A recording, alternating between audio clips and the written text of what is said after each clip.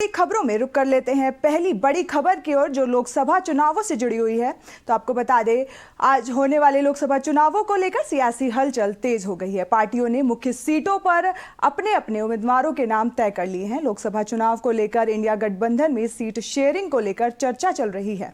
Samajwadi party, Congress और राष्ट्रीय लोकदल के गठबंधन में कौन सी पार्टी कितनी सीटों पर चुनाव लड़ेगी, अभी ये भी तय नहीं हो सका है। इस बीच इंडिया और इंडिया गठबंधन के घटक दल अपनी मजबूत दावेदारी वाली सीटों पर संभावित उम्मीदवारों के नाम पर भी मंथन में जुट गए हैं। यूपी में सपा की लोकसभा सीटों को लेकर एक संभावित सूची सामने आई है।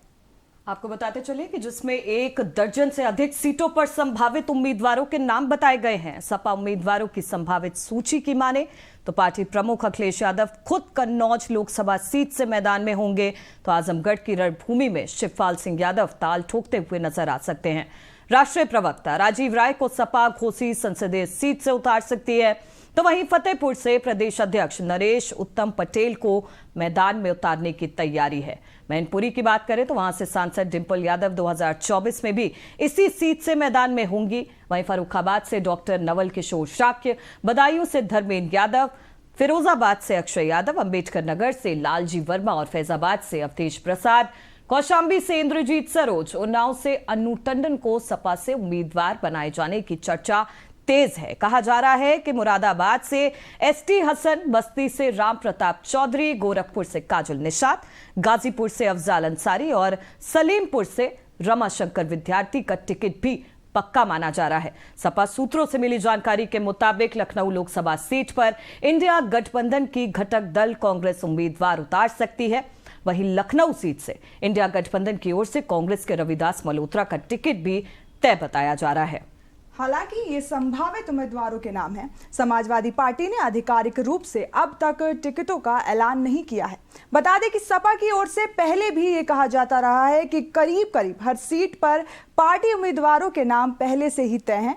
सपा ये दावा भी करती रही है कि उसके संभावित उम्मीदवारों ने लोकसभा चुनाव के लिए काफी पहले से ही तैयारी भी शुरू कर दी है। अब संभावित सूची और सपा की वास्तविक सूची में कितनी समानता है, कितनी भिन्नता रहती है, ये सपा उम्मीदवारों के आधिकारिक ऐलान के बाद ही पता चलेगा। तो देखिए, ज्यादा जानकारी के लिए आपको बताते चले कि लोकसभा चुनाव के मद्देनजर अब सपा ने अपनी तैयारी पूरी कर ली है, रणनीति के साथ मैदान में उतर चुकी है और गठबंधन के मद्देनजर उन्होंने अपने उम्मीदवारों की लिस्ट में जो नाम सामने रखे हैं वो कई पुराने नाम हैं और कई नए नाम भी सामने आ रहे हैं। ज्यादा जानकारी के लिए हमारे साथ हमारे पॉलिटिकल एडिटर रमेश वर्मा जी जुड़ चुके हैं। रमेश जी, एक बड़ा प्लान देखने को मिल रहा है समाजवादी पार्टी जिसको लेकर के सामने आ रही है, क्या जानकारी देंगे इस पे आप? देखिए, निश्चित रूप से अब एक नया कल्चर डेवलप कर रहा है राजनीति में कि उम्मीदवारों की घोषणा पहले से कर दी जाए। ये बात मायावती ने शुरू की थी, 6 महीने पहले अपने कैंडिडेट घोषित कर देती थी। हालांकि वो प्रभारी के नाम पर होते थे और उन लोगों को पूरा मौका मिलता था, लेकिन पहले अक्सर ये होता था कि एंड टाइम पर रात को 12 बजे, बने कल नामांकन का आखिरी दिन है और आज 12 बजे कैंडिडेट की घोषणा होती थी, मारा मारी रहती थी, जिसके कारण क्या होता था कि जो कैंडिडेट है उसको समय ही नहीं मिलता था अपने क्षेत्र में प्रचार करने का, अपनी मजबूती बनाने का, अपने लोगों को जोड़ने का। इस कारण से ये नया ट्रेंड शुरू हुआ। दूसरा एक ट्रेंड इस कारण भी है कि जो इस बार इंडिया का गठबंधन हो रहा है और गठबंधन में सभी लोग अपनी अपनी सीटें अभी से तय कर रहे हैं, क्योंकि उनको फाइनल करना है। जैसे कि कल ही कांग्रेस ने 290 सीटों पे किया, तो आज समाजवादी पार्टी ने भी अपनी सीटों को घोषित कर दी, क्योंकि समाजवादी पार्टी का कहना है कि हम 65 सीटों पर चुनाव लड़ेंगे और 15-20 सीटें कांग्रेस मांग रही, लेकिन वो 6-7 सीट देने पर ही है। इसीलिए उन्होंने अपने पहले से ही प्रत्याशियों की घोषणा शुरू कर दी है। जी रमेश जी, आपसे जानकारी ये भी लेना चाहेंगे कि जिस तरह से कांग्रेस ने जानकारी दी है कि किस तरह से वो 290 सीटों को लेकर के अपने उम्मीदवार घोषित कर सकते हैं, सपा ने भी आज इसको लेकर के अपनी लिस्ट जो है वो जारी की है। माना जा रहा है कि कहीं ना कहीं जो प्लान है वो सेम नजर आ रहा है कि जहां पे मजबूत है पार्टी वहां से उन्हीं उम्मीदवारों को उतारा जाए, तो कहीं कोई आगे दिक्कत मानी जा सकती है गठबंधन में?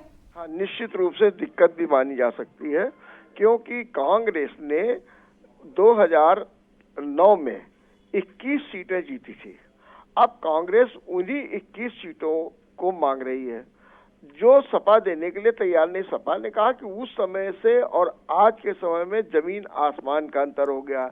जैसे कि उदाहरण के रूप में कुशीनगर की सीट ले लें तो कुशीनगर की सीट में आर्यन सिंह चुनाव लड़ते थे, कांग्रेस के कद्दावर नेता थे, 2009 में जीते भी थे, लेकिन अब वो बीजेपी में चले गए हैं। तो अब जब बीजेपी में चले गए हैं तो कांग्रेस का वहां पर कैंडिडेट तक नहीं है। तो ऐसी स्थिति में सपा कह रही है कि भाई वहां से हम अपना कैंडिडेट लड़ाएंगे, क्यों नहीं लड़ाएंगे। इसी प्रकार से अन्य सीटों पर, उनमें एक सीट जो है कानपुर भी है जो सबसे ज्यादा विवादित है। जो कांग्रेस ने अपनी सूची तैयार की है उसमें कानपुर को अपने पास रखा, और यही कारण है कि आप देख रहे होंगे कि कानपुर में आलोक मिश्रा जो प्रबल दावेदार हैं वो बहुत तेजी के साथ प्रचार कर रहे हैं। काफी पैसा उन्होंने खर्च किया है, होर्डिंग्स लगा रहे हैं। उनका मानना है कि चूंकि हम नंबर 2 पे रहे हैं इसलिए हम ही को ही टिकट मिलेगा, और शेयरिंग सीट में भी हम ही को ही, कांग्रेस को ही ये कानपुर की सीट जाएगी। लेकिन समाजवादी पार्टी ने इस सीट पर भी अपना पेच फंसा दिया है। उसने कहा कि नहीं, हम यहाँ पर लड़ेंगे। क्यों लड़ेंगे, उसके 2 कारण बता दिए। उसने कहा कि देखिए, मेयर के चुनाव में हम नंबर 2 पे रहे, आप रहे होंगे कांग्रेस लोकसभा के चुनाव में नंबर 2 पे, श्री प्रकाश नंबर 2 पर रहे, अन्य नंबर 2 पे रहे, लेकिन हम नंबर 2 पे रहे। दूसरी, इस कानपुर की विधानसभा की 5 सीटें लोकसभा में आती हैं, जिसमें एक है आर नगर, सपा के पास है, छावनी सपा के पास है, सीसामऊ सपा के पास है, और गोविंद नगर में दूसरे नंबर पर सपा रही है। निश्चित रूप से किदवई नगर में एक 23,000 से हारी है। तो सपा कह रही है कि हम क्यों अपने को कमजोर, अब हम कानपुर की इस सीट को हम खुद ही लड़ेंगे और जीतेंगे। इस बात का पेच फंसा हुआ है। ऐसी ही कुछ सीटों को लेकर के विवाद की स्थिति होगी, और अब देखना यह है कि इस मामले को कैसे सुलझाया जा सकता है।